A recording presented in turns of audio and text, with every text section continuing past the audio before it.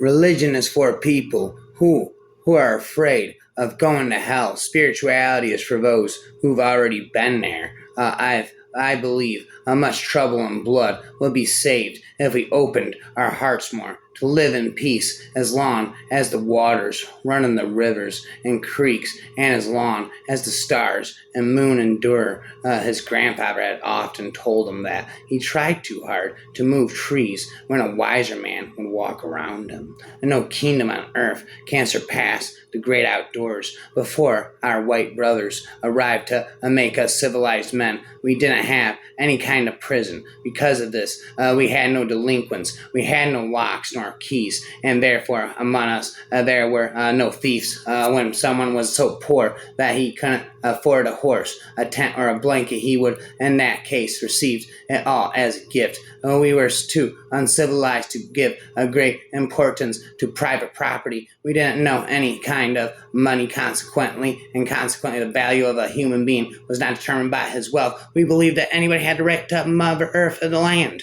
We had no written laws laid down, no lawyers, no politicians. Therefore, we were not able to cheat and swindle one another. We believed nobody else could own the land. Nobody could own the land. It was Mother Earth belonged to all. But we were really in bad shape before the white men arrived, and I don't know how to explain how we were able to manage without these fundamental things. So they tell us are so necessary for all civilized society. Treat all men alike and give them all the same law and give them all an even chance to live and grow. You might as well expect the rivers to run backward as that. Any man who is born a free man should be contented when penned up and denied liberty to go where he pleases. We only ask an even chance to live as other men live. We ask to be recognized as men. Let me be a free man, free to travel, free to stop, free to work, free to choose my own teachers, free to follow the religion of my fathers, free to think and talk and act for myself. So you make this deal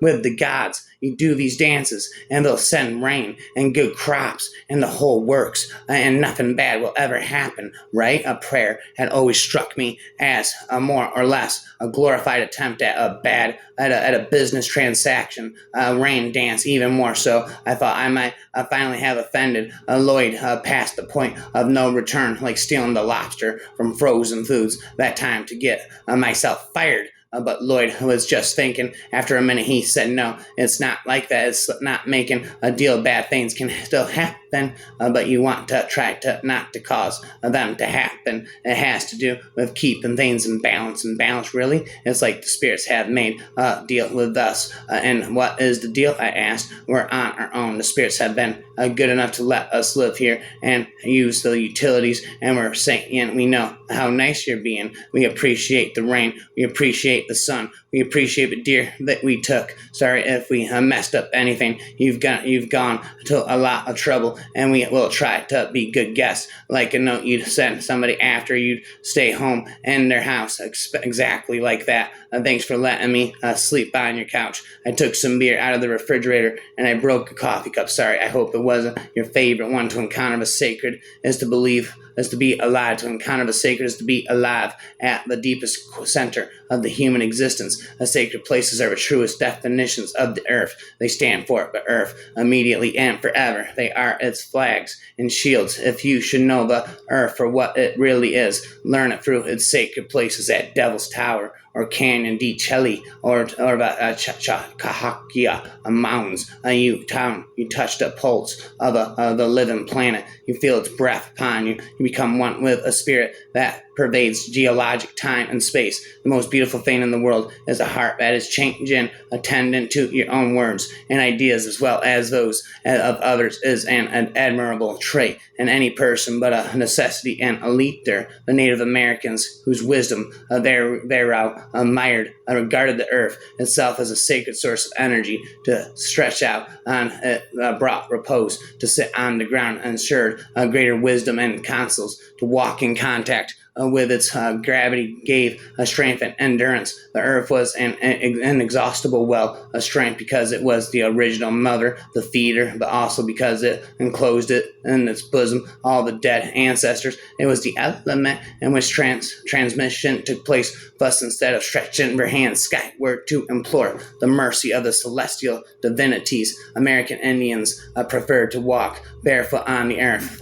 Lakota was a true naturist, a lover of nature. He loved the earth and all things of the earth. The attachment growing with age. The old people came literally to love the soil, and they sat and or reclined on the ground with a feeling of being close to a mother and power. It was good for the skin to touch the earth, and the old people liked to remove their moccasins and walk with bare feet on the sacred earth. With their tipses were built upon teepees. Their teepees were built upon the earth, and their altars were made of earth. The birds that flew in the air came to rest on the earth, and it was the final abiding place of all things that lived and grew. The soil was soothing, strengthening, cleansing, and healing. That is why the old Indian still sits upon the earth instead of propping himself up and away from its living, giving forces.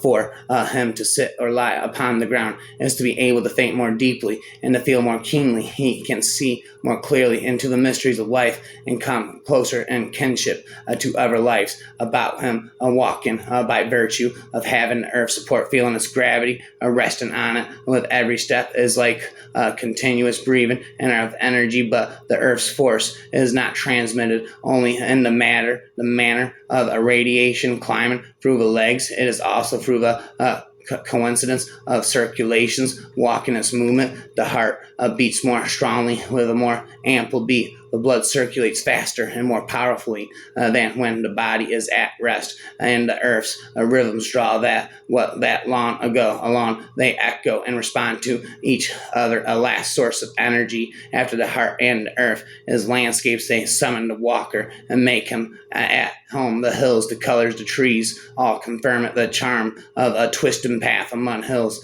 the beauty of vine fields in autumn like purple and gold scarves, the silvery glitter of olive leaves against a defining summer sky, the immensity of perfectly sliced glaciers. All these things support, transport, and nourish us. No man is as wise as Mother Earth. She has witnessed every human day, every human struggle, every human pain, and every human joy for maladies of both body and spirit. Of the wise ones of old appointed man to the hills, for man too is of the dust, and Mother Earth stands ready to nurture and heal her children. When we connect with our ancestors and put their wisdom into action, we are evolving our collective consciousness, and we are transporting the ancient truths of our collective past and birthing them into our future. And what we create out of those truths extends the wisdom of all of those who have gone before us, and it provides a guide for all those who will follow. Caretaking is the utmost spiritual and physical responsibility of our time, and perhaps the stewardship is finally our place in the web of life. Our work, the solution to the mystery that we are. There are already so many holes in the universe that will never again be filled, and each of them forces us to question why we permitted such loss, such tearing away at the fabric of life, and how we will live with our planet in the future. It was our belief that the love of possessions is a weakness to be overcome. Children must early learn the beauty of generosity. They are taught to give what they prize most, that they may taste the happiness of giving. The Indians, in their simplicity, literally give away all that they have to relatives, to guests of other tribes or clans, but above all to the poor and aged, from whom they can hope for no return. There is a power in nature that man has ignored, and the result has been heartache and pain. I have learned that the point of life's walk is not where or how far I move my feet, but how I am moved in my heart. Whatever you do to the animals, you do to yourself. Unfortunately, modern man has become so focused on harnessing nature's resources that he has forgotten how to learn from them. If you let them, however, the elements of nature will teach you as they have taught me. Listen to the air. You can hear it, feel it, smell it, taste it. Waniya, wakan, but hold the air, which renews all by its breath. Waniya, wakan, spirit life, breathe renewal. It means a lot. Waniya, we sit together, don't touch, but something is there. We feel it between us as a presence, a good way to start thinking about nature. Talk about it, rather talk to it, talk to the rivers, to the lakes, to the winds, as to our relatives. Whether we walk among our people or alone among the hills. Happiness in life's walking depends on how we feel about others in our hearts. Another chief remembered that since the great father promised them that they would never be moved. They had been moved 5 times. I think you had better put the Indians on wheels, he said sardonically, and you can run in them about whenever you wish. Life is a walk and a journey, so if life upon Mother Earth is a journey, there are 2 ways to walk. We can choose to walk forward, or we can choose to walk backward. Forward walking choices are rewarded with consequences that light the way to peace, happiness, joy, comfort, knowledge, and wisdom. Backward walking choices bring to the 2-legged beings consequences of misery, despair, and darkness. The success of my journey depended on whether my heart walked forward toward my people instead of backward away from them. Nature is not dumb. Humanity is dumb. When we can't hear or when we forget how to communicate with nature, nature is very much alive, intelligent, living beings, and vibrant energies are all over the planet. And the thing that Buffalo Hump was most grateful for as he rode into the emptiness was the knowledge that in the years of his youth and manhood he had drawn the lifeblood of so many enemies. He had been a great killer. It was his way and the way of his people. No one in his tribe had killed so often and so well. The killings were good to remember as he rode his horse deeper into the Llano, away from all the places where people came.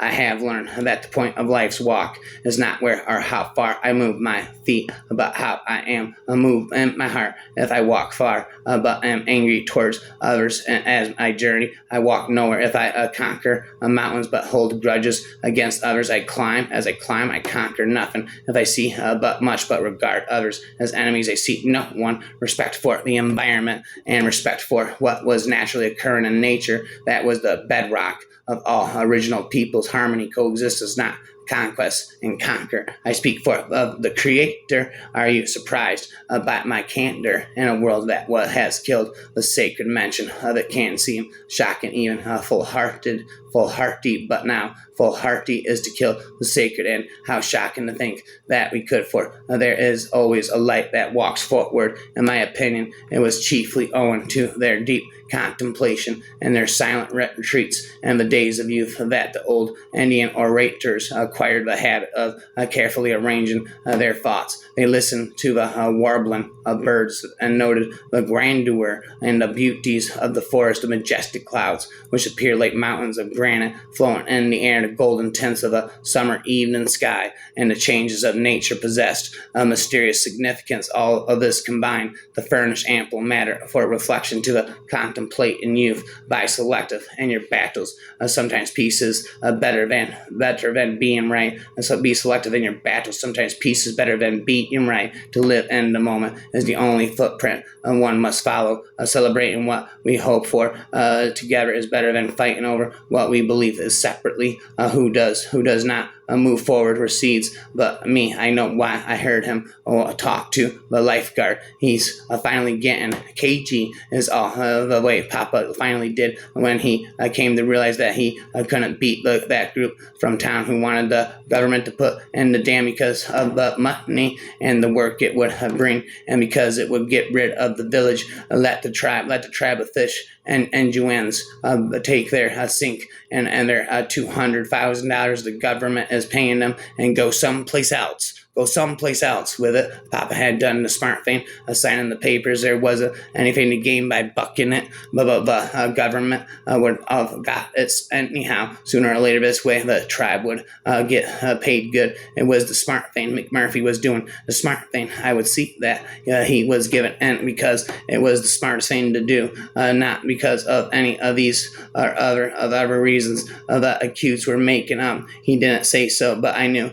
and I told myself it was the smart thing to do. I told myself that over and over. It's safe, like hiding. It's the smart thing to do. Nobody could say indifferent. I know what he's doing because you were raised by ignorant people. They taught you to use things before you understood them, to kill things before you recognized them, that things before you knew them. But you'll appreciate a thing better when you know where it comes from, when your hands know the shape of it, unlike Penn and those who stood to profit from the acquisition of land. The name sachems sought trade goods and payments for their lands in order to distribute the wealth to their communities. Penn and eyewitnesses and a careful observer of Lenape sachems noted that wealth circulates like blood. All parts partake. How we name things is closely connected with how we perceive them. Why else would colonizers rename everything? In the morning sun, I see myself, my true self. I have served you, and I have loved you, my beloved soul, who I was yesterday, who I am today, and who I become with the rising sun. I rise with you, beloved soul. A space within, tell me, whisper in my ear your truth. Tell me, when will the white buffalo come? The prayer sweetest of dreams of those before us, of all here and now, of all those yet to come. I look to the sacred four directions, fiber, sky, Mother Earth. Together we breathe. A white buffalo calf woman, return. We are ready, past, future, and present, to usher in new times and new energies. Give us signs, show us the way, balance miracles. We are ready. Hide yourself. Greater forces of the forces of the universe breathe us forward. We wait no longer. We are the ones. We call upon you, white buffalo, higher self, beloved soul, secure us and your strength. Faith, great will, power we breathe. We are ready, for it is you and it is me. We are white buffalo calf woman. Before you, wait no longer for the other. Awaken, feel your strength in the morning sun. We are ourselves, our true self, beloved. Now we dance. The ninth sign, a blue kachina in the sky. If it occurs to earth, the fourth world will end. All will die. The fifth world will commence, but without all living creatures. Granny Ethel insisted, claiming they needed a Western education. They wanted to avoid being swindled by unethical people who weaponized numbers and words. Your life is the bridge. Your choices are the ceremony. Your heart is the altar. What is life? It is the flash of a firefly in the night. It is the breath of a buffalo in the winter time. It is the little shadow which runs across the grass and loses itself in the sunset. What a strange alchemy we have worked, turning Earth around to destroy itself, using Earth's own elements to wound it. Mother Earth is our first teacher. She has informed us that oneness does not equal saintness. She shows us this through the harmonious balance that is held in the rich biodiversity that exists within our world. To achieve oneness, we must transcend our differences and embrace the integration of every individual aspect of humanity into the whole, knowing that all healthy systems are comprised of complexity and an abundance of diversity. As for me, I have a choice between honoring the dark life. That dark life I've seen so many years, moving in the junipers, or of walking away and going on with my own human busyness. There is always that choice for humans. When the blood in your veins returns to the sea and the earth in your bones returns to the ground, perhaps then you will remember that this land does not belong to you. It is you who belong to the land. We are all tied to a lineage of love that has existed since the time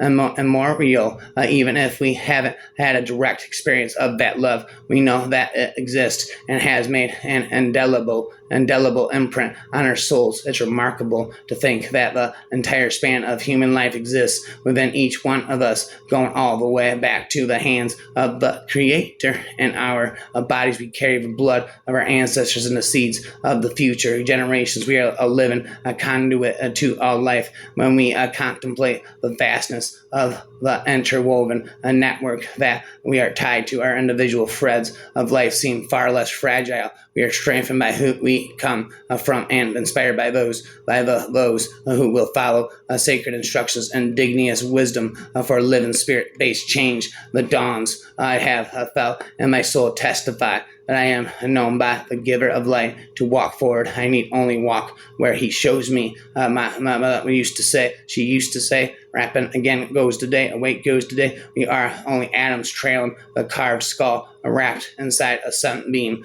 A man who would not love his father's grave is worse than a wild animal.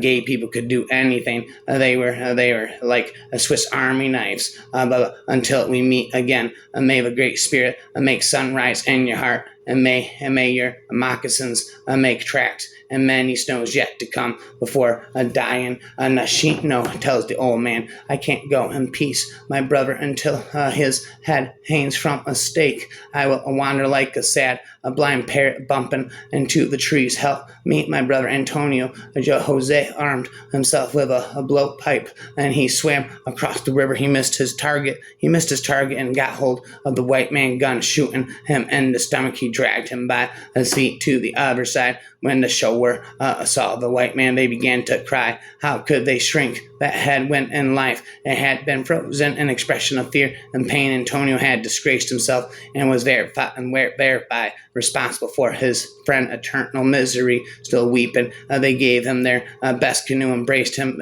gave him supplies, and told him that from that moment he was no longer welcome. He could pass through the shower encampments, but would no longer have the right to linger. Rapper forever.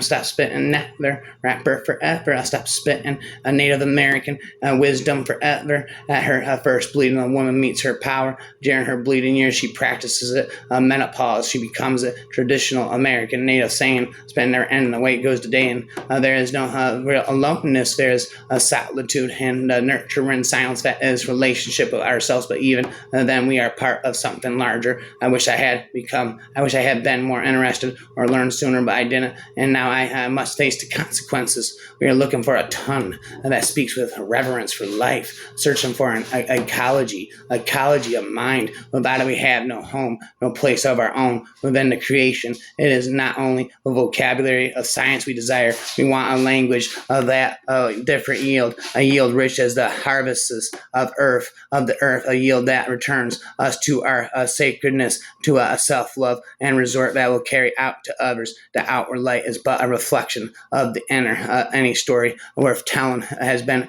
embellished a little bit. Any story worth telling has been embellished a little bit. Skyco, but the best stories are born from an honest seed that simply grows a little, and the retelling of it, as great as is the light above us, greater by far is the light within. As chief, I will represent my people in many different ways, and might never know which a particular action is destined to matter more than another. Thus, all my actions should be considered potentially important and worthy of my best effort. I am surprised you didn't whack your head on an overhanging branch back there. I have never seen anyone leap straight up off the ground the way you did. And when you saw that snake, it would make a good move for our next dance. Do you think you could teach the others the snake to jump? Next to the day when I was almost shot by the arrow. The worst day of my life was when I was almost eaten. But there was Skyco. That is the way to be a hunter. Never be in a hurry. Never rush things. Wait until the prey is within your grasp. Until then, strike swiftly and strike hard. Don't miss, or it may be a long time before another opportunity appears. Do you and I allow a light to chase darkness from our souls as well? Darkness within clouds of the world without. I speak of the Creator. He He has walked with me often in my journeys, and it has been by learning to walk with him that I have learned to walk forward. We need help from above if we are to make progress in our journeys. We travel only as far and as high as our hearts will take us. Mother Earth has never been more crowded yet. Her inhabitants have never been more lonely. I don't believe the dark whisperings that invite you to walk backward at any time in your life. You have the power to turn forward. A man's obsession with his own wants is taking him further from those without whom happiness can't not be found. It is taking him from his people. We have found that no modern prescriptions heal the human heart so fully or so well as the prescription of the ancient ones to the hills. They would say, to which we would add to the trees, the valleys, and the streams as well. For there is a power in nature that man has ignored, and the result has been heartache and pain. Each morning offers lessons in the light, for the morning light teaches the most basic of truths. Light chases away darkness, but would it surprise you to hear that man's unhappiness is due in large measure to the way he is seeking after happiness? You know this already from your own life. For when you have been unhappy, you have been unhappy with others, with your mother, your father, your sister, or your brother, or your spouse, your son, your daughter. If unhappiness is with others, wouldn't it stand to reason that happiness must be with others as well? Unhappiness must be with others as well. At the end of our lives, when our bodies are about to be laid in Mother Earth, we will know for ourselves whether we are a two-legged being full of light or of a two-legged being full of darkness. There's much to be learned from the world around us, far more than we normally comprehend. The ancient ones knew this very well, most particularly the wise teachers among them, those who in the Navajo Ton were called Sasaki, Anasazi, Saki, Anasasi, and Navajo Ton, ba-bum, bum, bum. I have a Navajo Ton, ba-bum, bum, bum. Would it surprise you to hear that man's unhappiness is due in large measure to the way he is seeking after his happiness? Light chases away the darkness. We're free, a woman from 2 different centuries trying to save the world from oblivion. I don't know about you, but that's the way above my pay grade. The reality is that every time we manipulate nature's rhythms, we create unintended consequences that then require us to make still further changes. Mother Earth reintroduced me to my people. We choose, we lose. We who lose our footing have lost our way. We who lose our footing have lost our way. When you were born, you cried and the world rejoiced. Live your life so that when you die, the world cries and you rejoice. If we wonder often, the gift of knowledge will come. If we never wonder, knowledge will never find us. Out of the Indian approach to life, there came a great freedom, an intense and absorbing respect for life, enriching faith in a supreme power and principles of truth, honesty, generosity, equity, and brotherhood as a guide to mundane relations. It is better to have less thunder in the mouth and more lightning in the hand.